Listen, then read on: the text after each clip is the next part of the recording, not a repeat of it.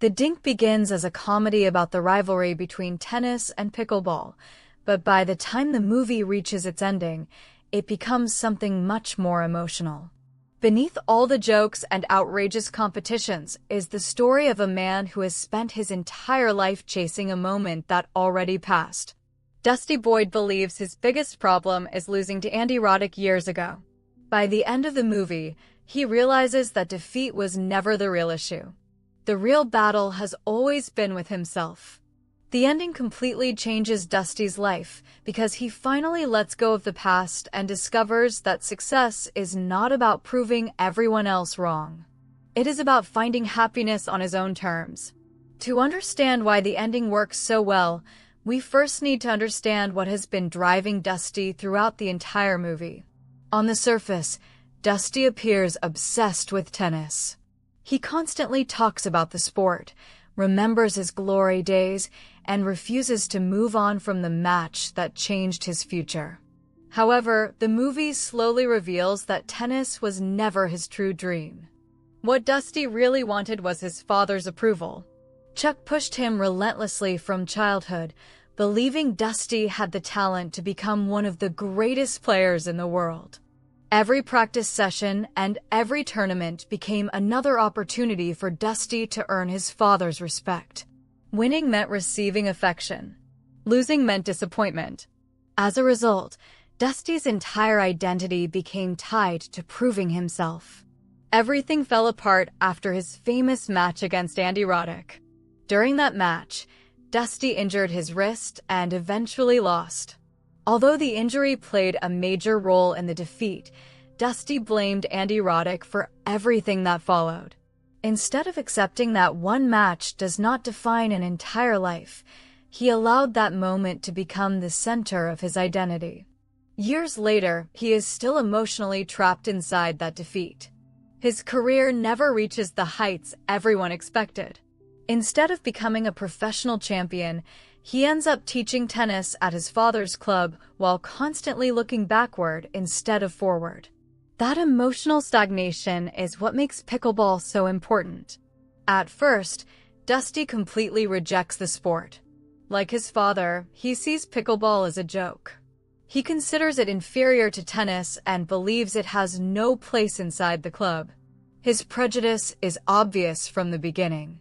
However, after injuring his wrist again, doctors recommend pickleball as part of his recovery. Reluctantly, he agrees. That single decision changes everything. What begins as physical rehabilitation slowly becomes emotional healing. Thanks to Candace, Gail, and Judy, Dusty starts discovering that pickleball is not simply a lesser version of tennis. It has its own strategies, its own community, and its own passion. More importantly, nobody judges him based on his past failures. For the first time in years, Dusty plays simply because he enjoys the game. That freedom allows him to reconnect with the love of competition without carrying the crushing weight of expectations. Meanwhile, another conflict develops at the tennis club. The growing popularity of pickleball creates tension over court space. Chuck refuses to give up additional tennis courts, believing pickleball is destroying the traditions he has spent his life protecting. To settle the dispute, both sides agree to choose a champion. The winner will determine whether more pickleball courts are created. Dusty naturally assumes his father will choose him. After all, he remains the club's best tennis player. Instead, Chuck selects someone else. That decision once again reinforces the painful truth Dusty has spent years avoiding. Even now, his father still does not completely trust him. Eventually, circumstances force Chuck to reconsider. After the original champion unexpectedly dies in a bizarre accident, Dusty becomes the only realistic option left. At first, it appears that father and son will finally stand together. Then another devastating truth comes out. Chuck never actually wanted Dusty to compete. He only chose him because he had no alternative.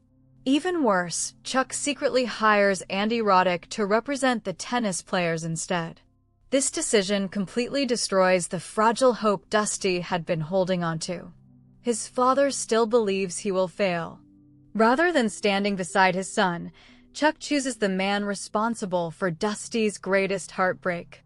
Feeling betrayed once again, Dusty makes the boldest decision of the entire movie. He switches sides.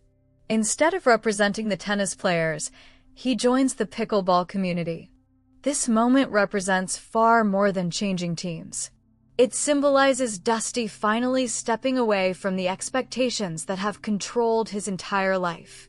For the first time, he chooses his own path instead of following his father's. Unfortunately, that decision creates another challenge. His opponent is now Andy Roddick, the same player who shattered his dreams years earlier. Initially, Dusty believes history is about to repeat itself. Andy Roddick is still one of the greatest players in the world. Defeat feels almost inevitable. Fortunately, the rules of the club's old charter provide an unexpected opportunity. Because Dusty wins the coin toss, he earns the right to choose the playing surface. Instead of selecting a tennis court, he chooses the pickleball court. That single decision completely changes the match. Andy Roddick remains an outstanding athlete, but Dusty now has experience with the unique rhythm and strategy of pickleball. The contest becomes far more balanced than anyone expected. As the match continues, Dusty discovers another important lesson. Trying to overpower Andy Roddick is impossible. Instead of relying on strength, he begins relying on patience. He notices that Andy consistently attacks with powerful shots. Rather than matching that intensity, Dusty slows the pace. He repeatedly places soft shots into the kitchen, forcing Andy to abandon his aggressive style. This technique becomes the turning point of the match. The strategy frustrates Andy, disrupts his rhythm, and slowly shifts momentum in Dusty's favor. It also perfectly reflects Dusty's personal growth.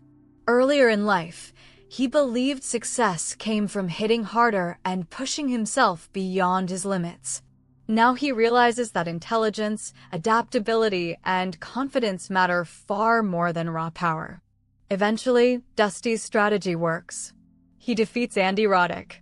After carrying the emotional weight of that childhood loss for so many years, he finally earns the victory he believed would define his life. Ironically, however, by the time he wins, the victory means something entirely different. He is no longer trying to erase the past. He is simply enjoying the present. That emotional shift is what makes the ending so satisfying. Perhaps the most touching moment comes immediately afterward. Chuck finally breaks down emotionally. For years, he struggled to express pride in his son. Now, watching Dusty defeat Andy Roddick, even in pickleball rather than tennis, he can no longer hide his emotions. He openly celebrates Dusty's achievement. More importantly, he finally gives Dusty the respect and validation he has been seeking since childhood.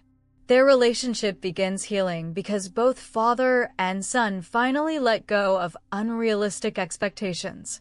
Chuck even embraces pickleball himself. The man who once viewed it as an enemy now happily joins the very community he spent the entire movie fighting against. It is a simple but meaningful reminder that people can change if they are willing to leave old prejudices behind. The title of the movie also gains a completely new meaning. Throughout his tennis career, Dusty was known as the Hammer. The nickname reflected his powerful style of play and his belief that strength solved every problem. By the end of the film, that identity no longer fits. Instead, his new friends give him a different nickname: the Dink. In pickleball, a dink is a soft, carefully controlled shot that requires patience, precision, and intelligence instead of brute force. It is the exact opposite of everything the Hammer represented. The nickname symbolizes Dusty's complete transformation. He has abandoned the identity built around pressure, ego, and unrealistic expectations. In its place, he embraces a life focused on growth, friendship, and genuine happiness. Ultimately, the Dink is not really about tennis or pickleball. those sports simply provide the backdrop for a much deeper story. It is about learning that self-worth cannot depend on one victory, one defeat, or one person's approval. Dusty spends years believing that beating Andy Roddick would fix everything. Instead, what truly changes his life is discovering the courage to move beyond the past. By accepting pickleball, repairing his relationship with his father, embracing new friendships, and finally finding joy in competition again, Dusty achieves something much greater than winning a single match. He finally becomes the person he was always meant to be. That is why the ending feels so rewarding. Dusty does defeat Andy Roddick, but the real victory has nothing to do with the scoreboard. His greatest triumph is finally letting go of the past and embracing a future that belongs entirely to him.